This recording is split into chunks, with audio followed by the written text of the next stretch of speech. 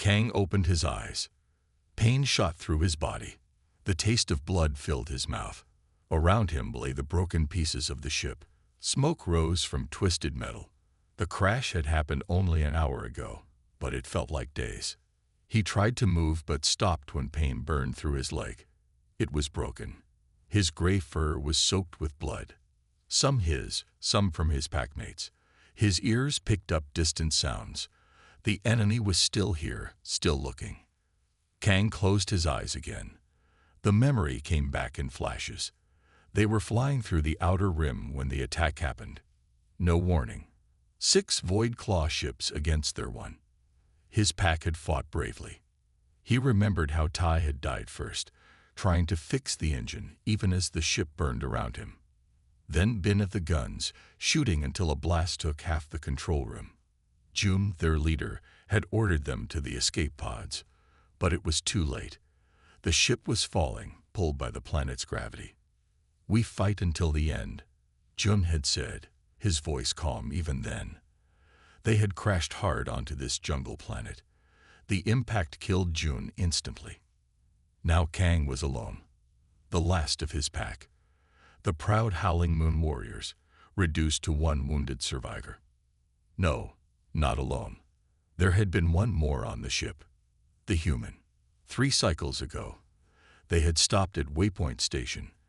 There they met Jai-Ho, a human engineer looking for work. Humans were rare in this part of space. They were seen as weak creatures. No claws, no fangs, soft skin that tore easily. But Jai-Ho had skills they needed, and Jun had agreed to take her on. The pack had not been happy at first. Humans were not warriors. They did not understand pack loyalty. But Jai-Ho had proved useful, fixing things the others could not. Still, Kang had kept his distance. Humans were not pack. They could never understand what that meant. Now his pack was dead. All of them. A sound made his ears twitch. Footsteps, light and careful, moving through the wreckage. Void Claw soldiers were not light on their feet. They were large, heavy creatures who moved with confidence and force. Kang tensed, ready to fight even with his broken body. He would die like a warrior. "Kang, are you alive?" The voice was soft, barely above a whisper. Human. Jai-Ho had survived. She appeared from behind a fallen beam. Her face was streaked with dirt and blood. A cut ran down her arm. Her clothes were torn, but she moved with purpose. "Don't try to move," she said, kneeling beside him. "Your leg is broken." Kang stared at her. Humans were fragile. How had she survived when his strong packmates had not? "The others?"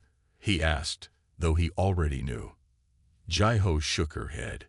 "Gone. All of them." Her voice was flat, hiding emotion. "The Void Claws are still searching the crash site.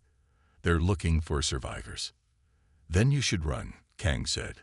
"They will kill you if they find you." Jai-Ho gave a small laugh with no humor in it. "They'll do worse than kill me. Humans are valuable slaves in Void Claw territory." She pulled something from her pocket. "A medical injector. This will help with the pain." Kang wanted to refuse. To die with a clear mind was the warrior's way. But he saw something in Jai-Ho's eyes. Determination. A plan. "Why help me?" he asked as she pressed the injector to his neck. "I am not your kind." Jai-Ho's eyes met his. "You're all I have left. And I'm all you have left." She started to wrap his leg with torn cloth. "Your pack took me in when no one else would. That makes us something like family, doesn't it?" The pain began to fade as the medicine worked. Kang watched this small, fragile human tend to his wounds with steady hands. Perhaps she was right.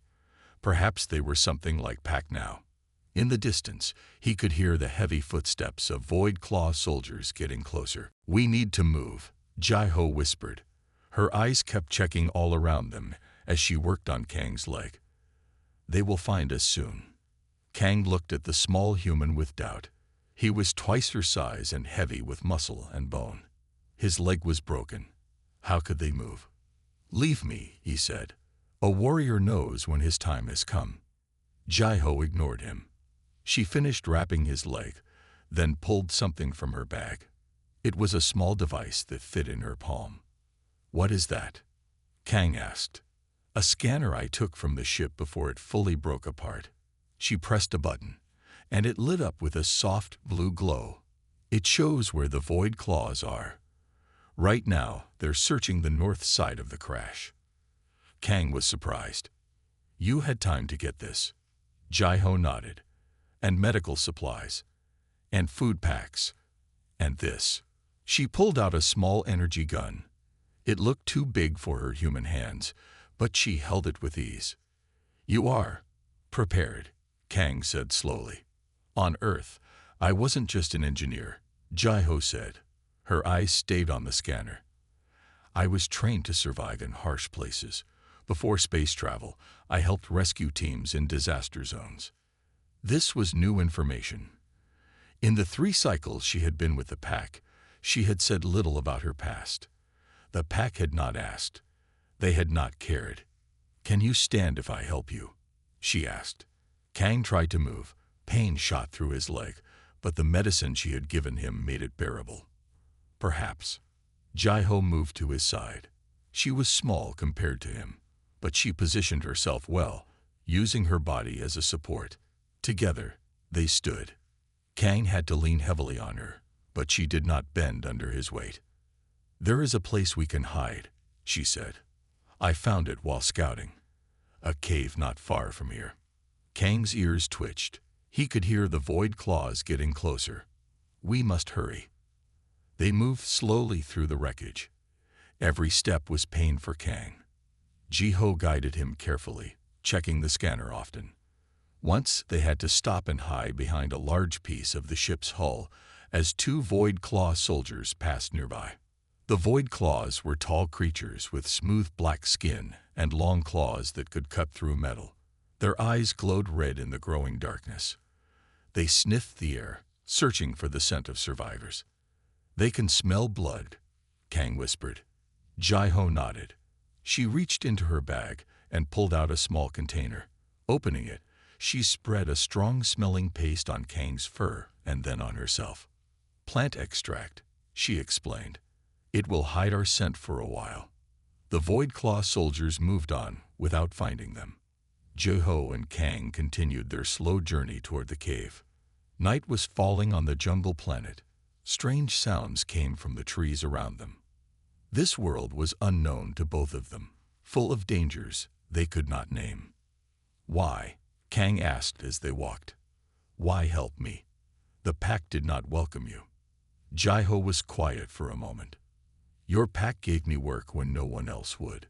Humans aren't trusted out here. We're seen as weak." "You are not weak," Kang admitted. A small smile touched Jai-Ho's face. "No, I'm not. And neither are you. We will survive this." They reached the cave just as full darkness fell. It was not deep, but it provided shelter. Jai-Ho helped Kang sit against the wall, then went to work making a small hidden fire. "The fire is risky," Kang said. "We need warmth, and I can make it smokeless." True to her word, the fire she built gave heat but almost no smoke. She then brought out a water container and food packs from her bag. As they ate, Kang studied this human who had saved his life. "Your prepared bag. You expected trouble." Jai-Ho shook her head. "No, but in space, trouble finds you whether you expect it or not. Best to be ready." She looked at him. "We should rest. Tomorrow, we need to find better shelter and see if the ship's communication system can be fixed." Kang nodded. For the first time since waking in the wreckage, he felt a small hope. Maybe they would survive after all. Outside, in the darkness, a void claw howl rose to the night sky. The hunt was not over. 3 days passed in the cave. Kang's leg was healing faster than a human's would, but not fast enough. The void claw patrols came closer each day. Jai-Ho went out only at night, gathering food and checking the area. On the 4th morning, she returned to the cave with worry on her face. "They have set up a camp," she said. "Not far from here. I think they know someone survived." Kang tried to stand. His leg hurt, but he could put some weight on it now. We must leave this place. Jai-Ho nodded. I found something else. A small void claw ship, left with just one guard. If we could take it. You want to steal their ship? Kang was surprised by the human's boldness. It's our best chance to get off this planet, Jai-Ho said. She laid out a rough map she had drawn on a piece of cloth. Here is their camp. Here is the ship. And here, she pointed to a spot between them, is where I set traps last night.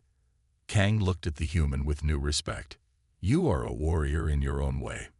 Jai-Ho gave a small smile. I'm a survivor.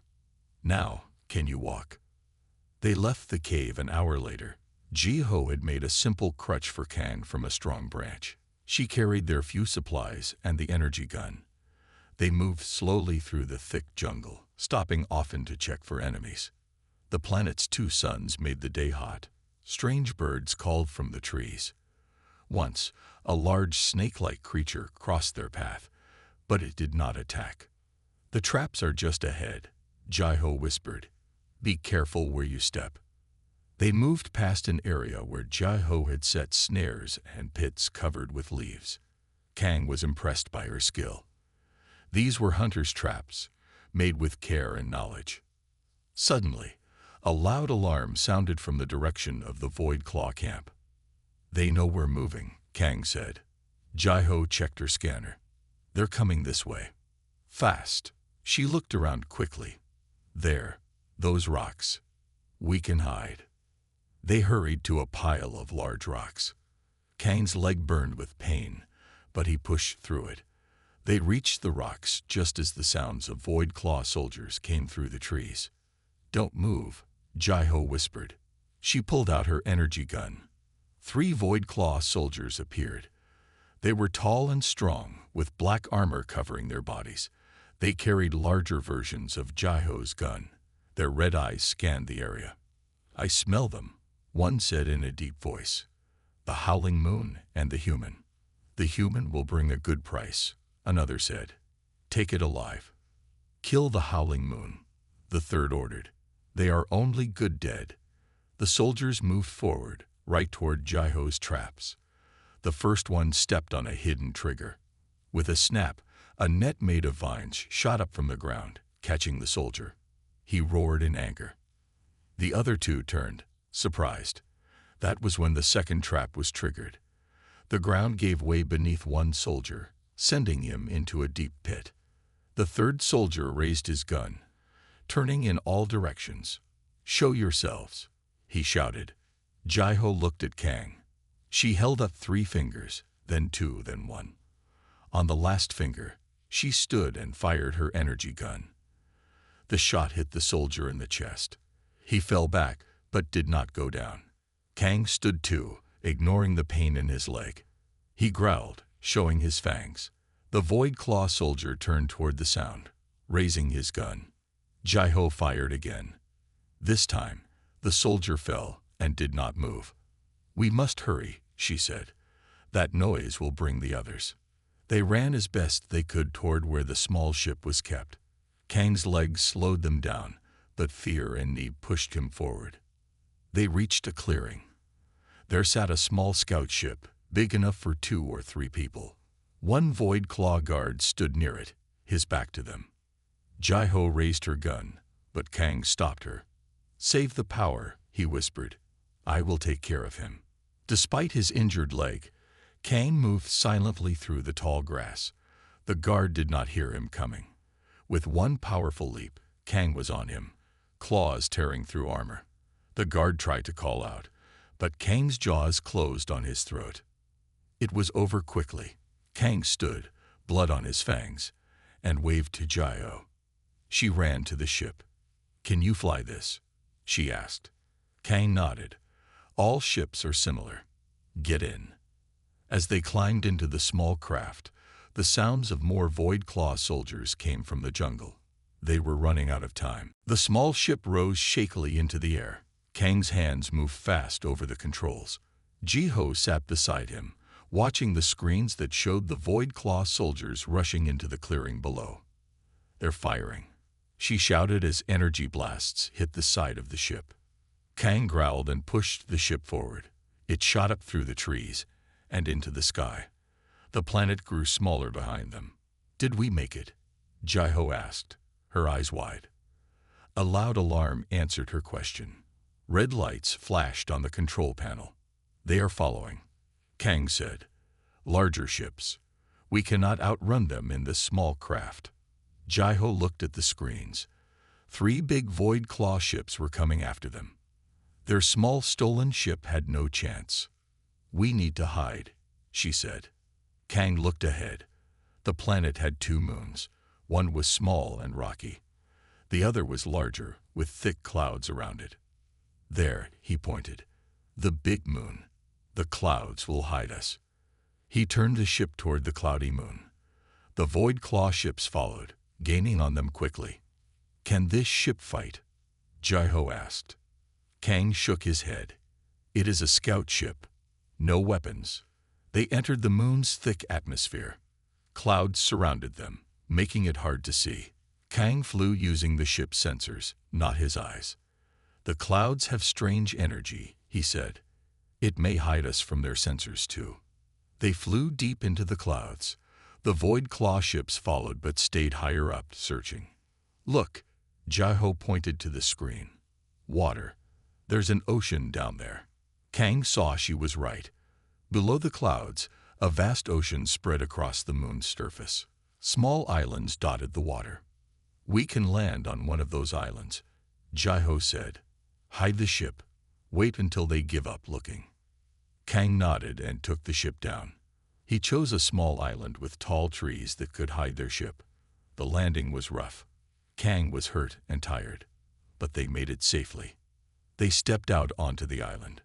The air was warm and wet. Thick trees with blue leaves grew everywhere. Strange calls came from the forest. We should check if this place is safe, Jai-Ho said. They hid the ship as best they could, covering it with branches and leaves. Then they explored the small island. It was not more than a few miles across. They found fresh water in a stream and fruits that looked safe to eat. As the day ended, they made a small camp near the hidden ship. Jai-Ho checked Kang's leg. It was healing well. You fly well for someone with a broken leg, she said. Kang gave a small growl that was almost a laugh. And you fight well for a human. They sat in silence for a while, watching the sky through gaps in the trees. The clouds glowed as the planet reflected light onto them. How did you join the pack? Jai-Ho asked suddenly. You never told me. Kang was quiet for a moment. I was young. My first pack was killed by disease. June found me alone and took me in. He looked at Jai-Ho. Why did you leave Earth? Jai-Ho poked at the small fire she had made. I wanted to see things no human had seen before. And she paused. I lost my family in a disaster. There was nothing left for me there. Kang understood loss. He had lost 2 packs now. In my culture, he said slowly, we believe a pack is made by blood and by choice. Those who fight together, who survive together, become pack. Jai-Ho looked up at him. Is that what we are now? Pack. Kang had been thinking about this. Among his people, humans were not considered pack material. They were too weak, too different. But this human had saved his life, had fought beside him, had shown courage and skill. Yes, he said finally, we are pack now. Jai-Ho smiled. It was the first real smile he had seen from her. I haven't belonged anywhere in a long time, she said softly. That night, a strange call woke them. It came from the forest, unlike any animal they had heard before. What was that? Jai-Ho whispered, reaching for her gun. Kang's ears were up, alert. I don't know, but we are not alone on this island. He stood, testing his injured leg. It held his weight better now. Whatever was out there, they would face it together, as pack. Morning came with a mist that hung over the island. Kang and Jai-Ho had slept in shifts through the night, but whatever had made the strange call did not return. We need to find parts to fix the ship's communication system, Jai-Ho said. If we can send a message to your people or mine, we might get help. Kang nodded. The ship was damaged in our escape, but there might be something on this moon we can use. They ate some of the fruit they had found the day before. It was sweet and filled with juice. Then they set out to explore more of the island. The trees grew thick and tall. Birds with 6 wings flew between them. Small creatures that looked like blue lizards watched them from the branches. Look, Jai-Ho pointed ahead. Smoke. Through the trees, they could see a thin line of smoke rising into the air. Someone else was on the island. We should be careful, Kang whispered. It could be the Void Claws. They moved silently toward the smoke. Soon, they saw a small camp with 3 huts made of branches and leaves. The smoke came from a fire in the middle of the camp. Those are not Void Claw shelters, Kang said. As they watched, 3 figures came out of the huts. They were tall and thin with pale green skin. They looked peaceful, gathering around the fire to cook food. They might help us, Jai-Ho said. Kang was not sure, or they might turn us into the Void Claws. We need to take a chance, Jai-Ho said. We can't fix the ship alone. Before Kang could stop her, Jai-Ho stepped into the clearing. The green beings saw her and jumped to their feet. They did not look afraid, only surprised. Jai-Ho held up her empty hands to show she had no weapons. Hello, she said. We need help. One of the green beings stepped forward. You speak the trade language, it said in a soft voice. You are not from this moon. Jai-Ho nodded. We crashed here. We're hiding from the Void Claws. At the mention of Void Claws, the green beings looked at each other with worry. I am Tun, the one who had spoken said. We are the Mist People.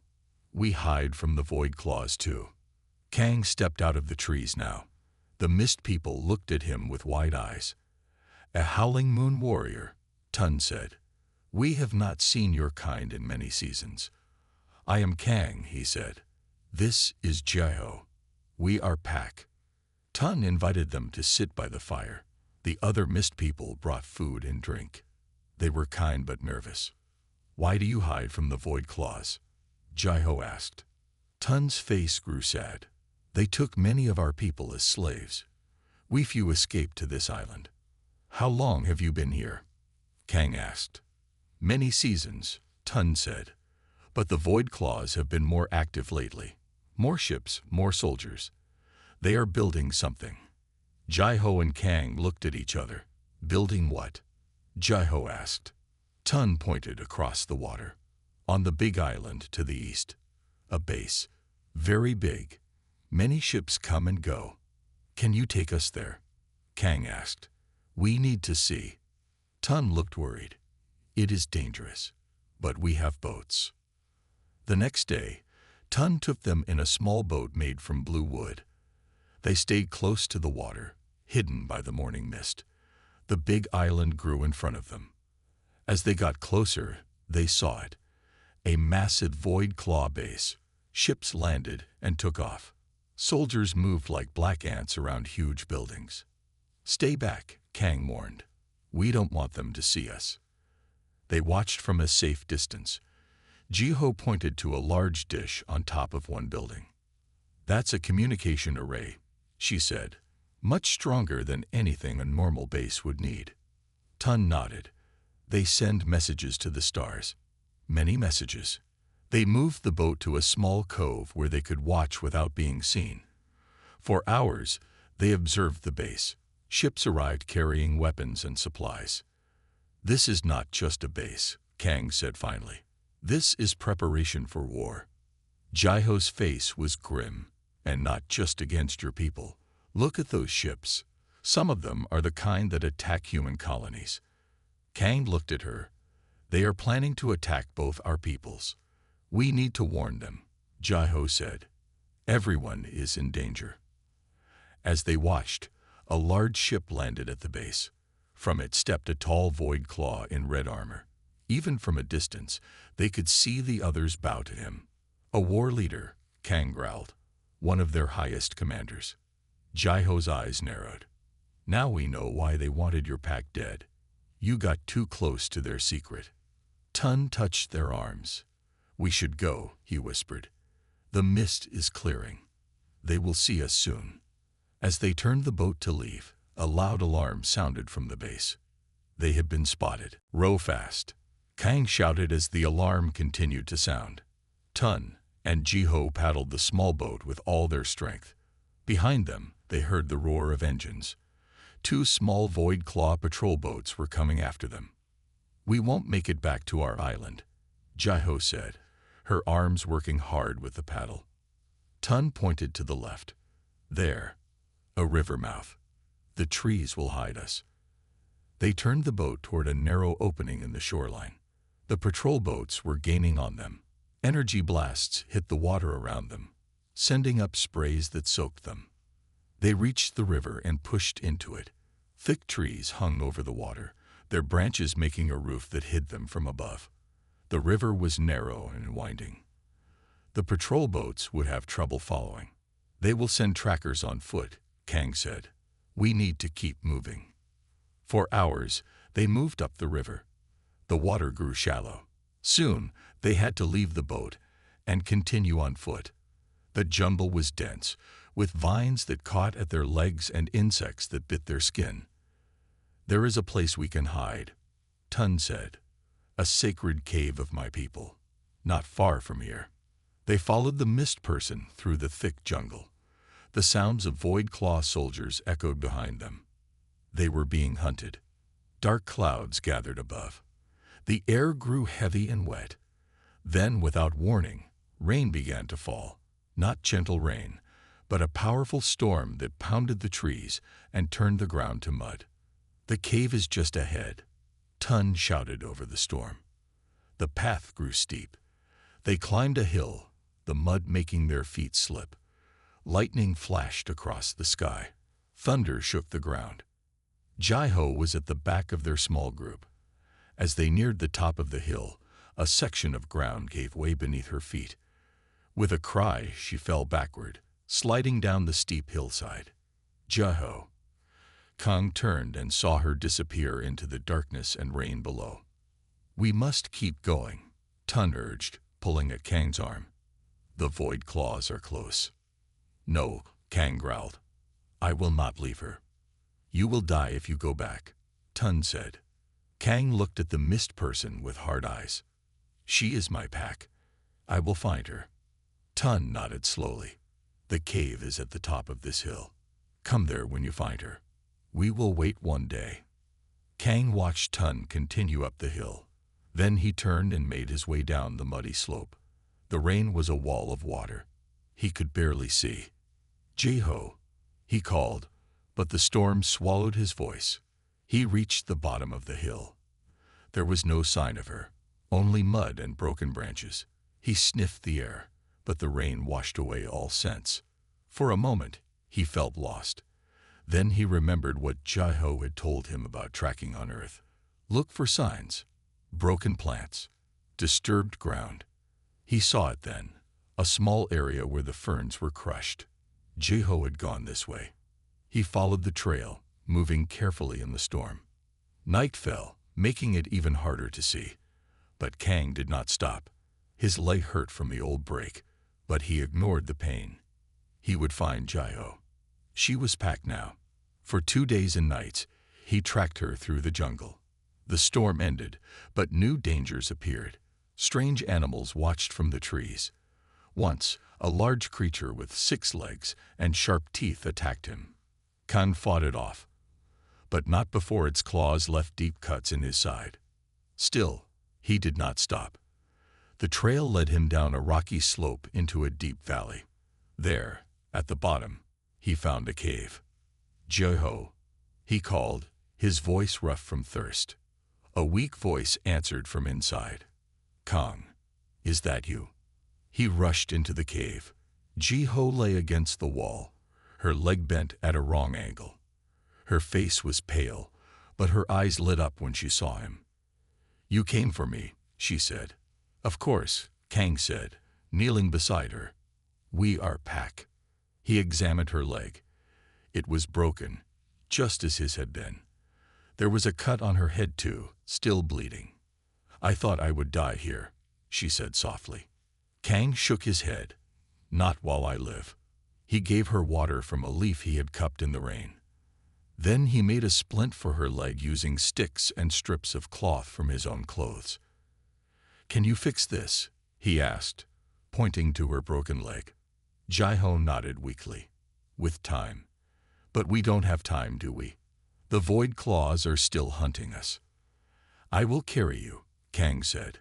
"We need to get back to Tun's cave." Jai-Ho looked up at him. "Why did you come for me? You could have escaped." Kang thought about this. Among his people, the pack was everything. No one was left behind. But it was more than that with Jai-Ho. "You saved me first," he said simply. "And now, you are all I have." Kang carried Jai-Ho on his back through the jungle. The sun rose and set twice as they made their slow way back to Tun's cave. Jai-Ho's fever grew worse. The wound on her head was red and hot. "You need to rest," she said weakly as night fell again. "No," Kang said. "We are still being hunted." He could smell the void claws in the distance. They had found their trail and were following. Only the rain had slowed them down. Finally, they reached the hill where Jai-Ho had fallen. Kang looked up at the steep climb ahead. "I'm too heavy," Jai-Ho said. "Leave me here. Save yourself." Kang growled. "No more of that talk. Hold tight." He began to climb, using one arm to pull them up while the other held Jai-Ho securely. His muscles burned. The cuts on his side had not healed, but he did not stop. Near the top, a voice called down to them. "Hurry, they are coming." It was Tun, standing at the mouth of a cave. The mist person had waited for them. With the last of his strength, Kang pulled them up to the cave entrance. Inside, 2 more mist people helped take Jai-Ho from his back. "You are late," Tun said. "We almost left." "But you did not," Kang said, grateful. The mist people had medicine that helped Jai-Ho's fever. They gave her a drink made from blue leaves that eased her pain. By morning, she was awake and thinking clearly again.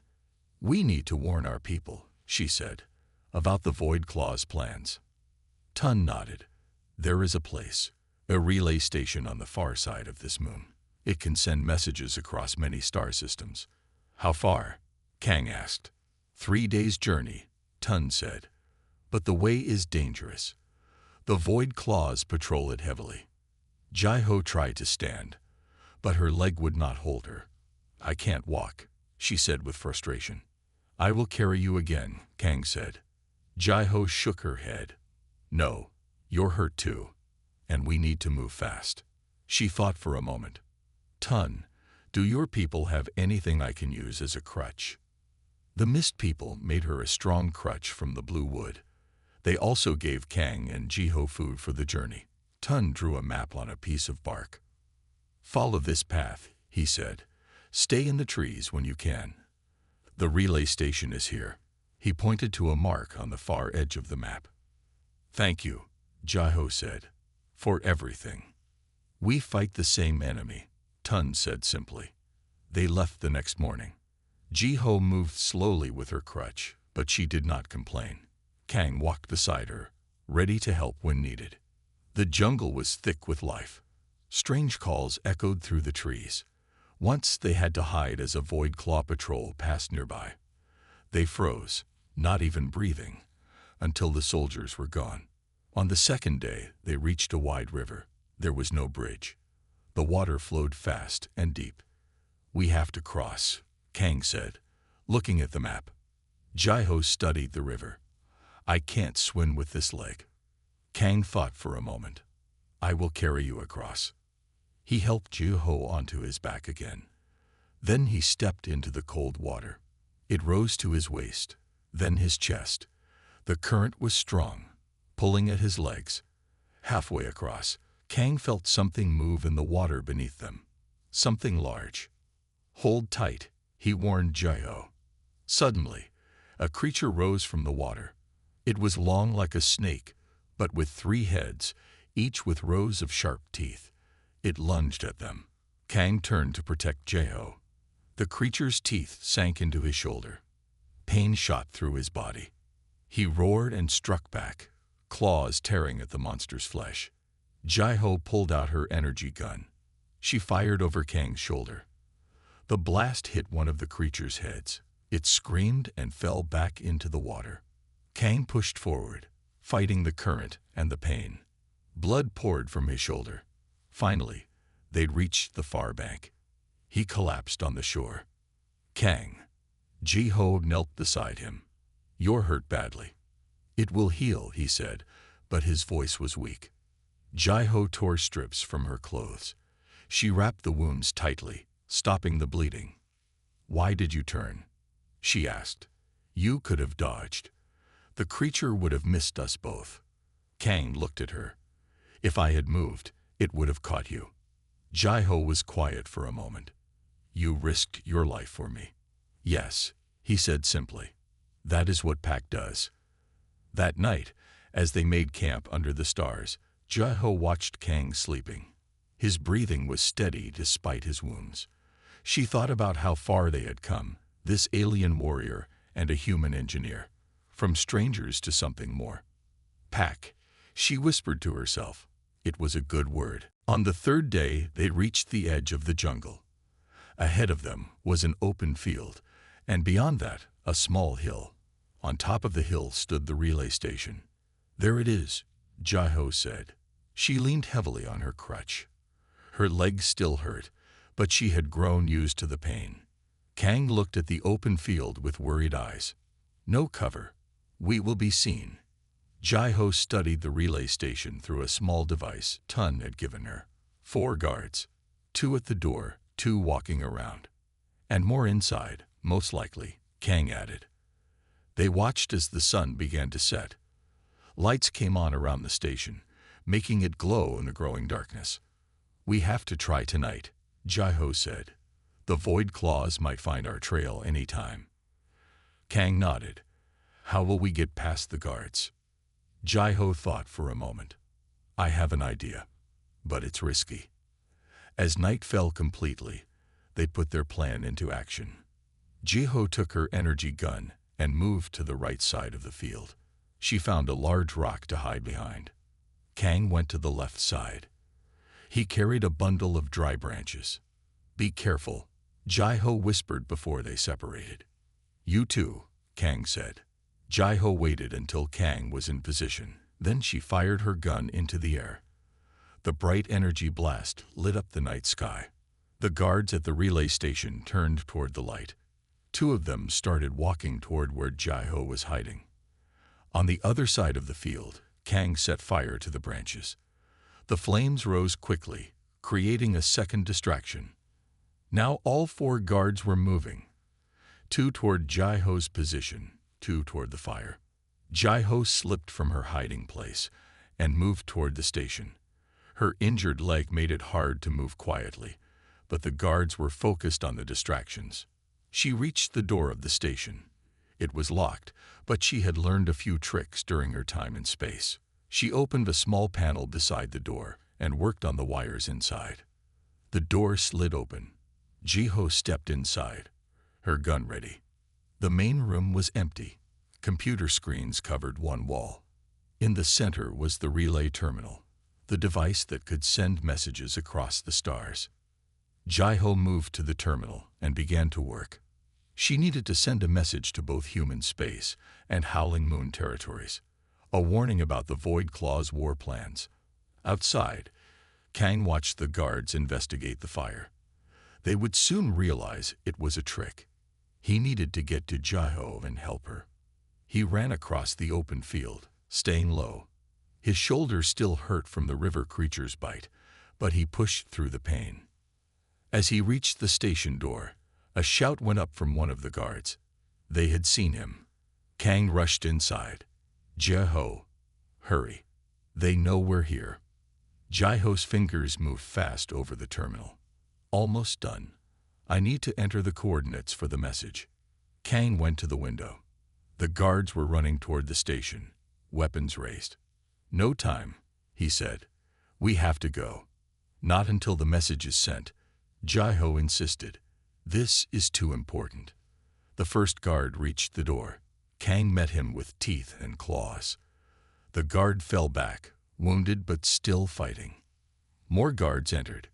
Kang fought them, keeping them away from Jai-Ho. He was stronger than any one of them, but there were too many. A blast hit him in the leg, then another in his side. He fell to one knee but kept fighting. Jai-Ho, he called. Are you done? Almost, she answered, not looking up from the terminal. Just a few more seconds. The door at the back of the room opened. A tall Void Claw in red armor stepped in. It was the commander they had seen at the base. Stop them, he ordered. Kang saw the commander raise a large weapon, aiming it at Jai-Ho. With the last of his strength, he leaped forward, putting himself between the weapon and his human. The blast hit him in the chest. Pain like fire spread through his body.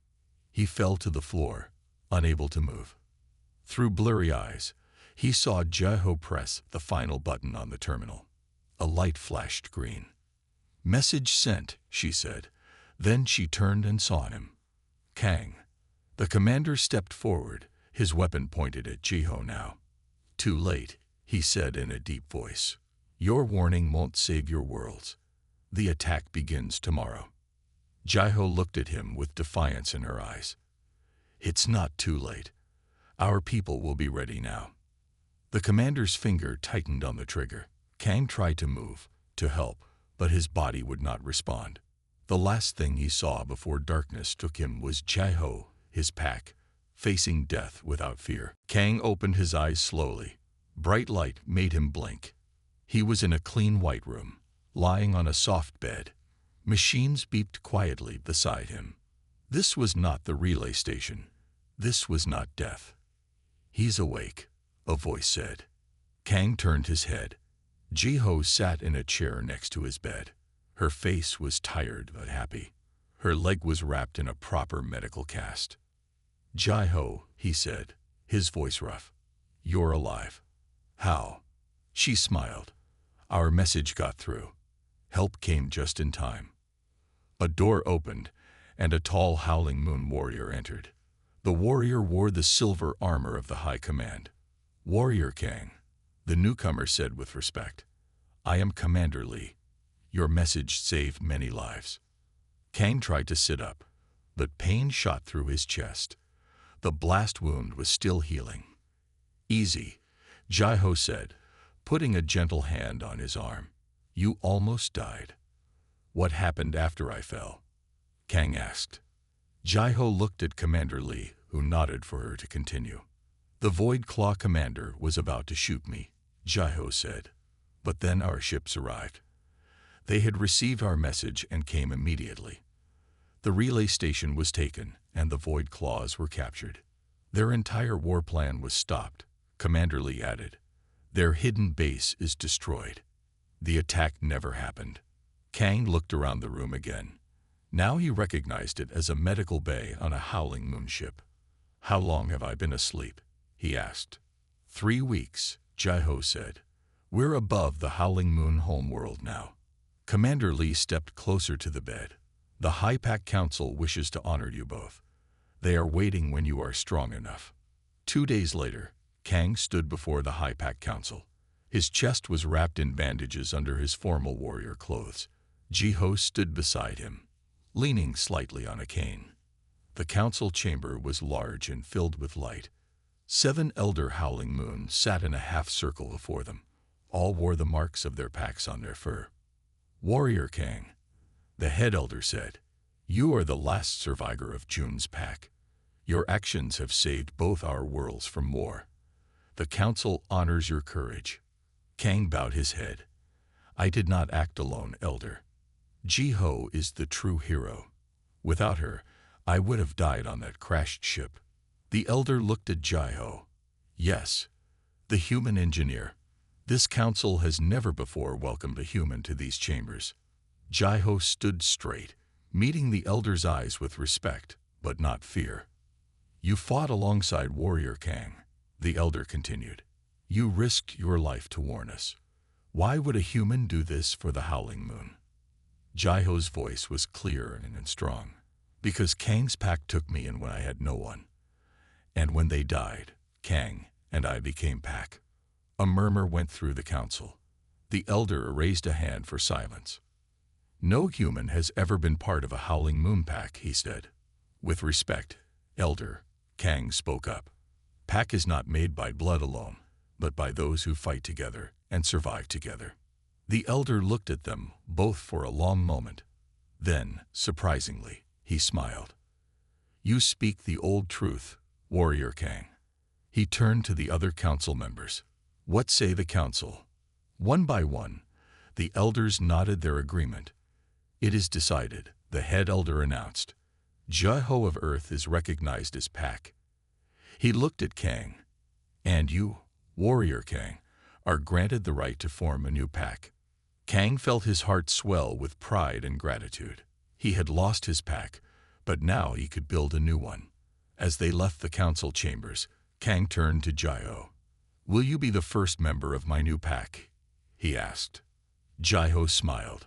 She pulled up her sleeve to show a mark on her arm, the pack symbol that had been tattooed there during her recovery. I already am, she said. Later that day, they stood on a balcony overlooking the Howling Moon capital city. The twin suns were setting, painting the sky in purple and gold. What will we do now? Jaiho asked. Kang looked out at the horizon. The Void Claws are defeated for now, but they will return someday. Our peoples need to work together. A mixed pack, Jaiho said thoughtfully. Humans and Howling Moon. That's never been done before. Many things we did had never been done before, Kang replied. He put a hand on her shoulder. My old pack is gone, but you survived. And that was enough to begin again. Jaiho nodded. As the sun set on the first day of their new life, she knew this was just the beginning of their story.